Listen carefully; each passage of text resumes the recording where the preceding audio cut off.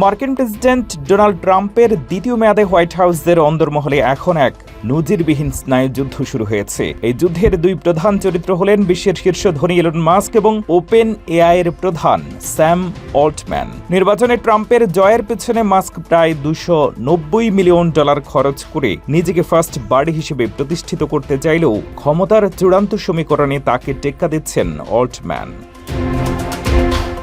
সম্প্রতি Trump $500 billion বিশাল AI project স্টারগেটের ঘোষণা দিয়েছেন। আশ্চর্যের বিষয় হলো এই প্রজেক্টটি মাস্কের নিজস্ব কোম্পানি এক্সএআই কে বাদ দিয়ে অল্টম্যানের ওপেন এআই এর সাথে যৌথ উদ্যোগে করা হয়েছে। এই ঘটনায় মাস্ক ক্ষোভে ফেটে পড়েছেন এবং অল্টম্যানকে প্রতারক ও মিথ্যাবাদী বলে অভিহিত করেছেন। মূলত ট্রাম্পের জামাতা জ্যারেড কুশনারের ভাই জোশুয়া কুশনার ওপেন এআই এর অন্যতম বড় বিনিয়োগকারী হওয়ায় অল্টম্যান ট্রাম্প পরিবারের অনেক বেশি ঘনিষ্ঠ হতে পেরেছেন।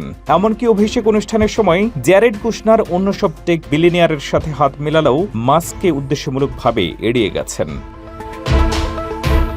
মাস্ক ও অল্টম্যানের এই লড়াই এখন আদালত পর্যন্ত গড়িয়েছে। মাস্কের অভিযোগ, অল্টম্যান মানবতার সেবার নাম করে ব্যক্তিগত লাভের ব্যবসা করছেন এবং তাকে ম্যানিপুলেট করেছেন। অন্যদিকে অল্টম্যানের বিলাসবহুল জীবনযাত্রা, $250 মিলিয়ন সুপার ইয়ট এবং দামি প্রাসাদের বিপরীতে মাস্কের সাদামাটা জীবন আর অফিসের মেঝেতে ঘুমানোর অভ্যাস এই দ্বন্দ্বে এক ভিন্ন মাত্রা যোগ করেছে।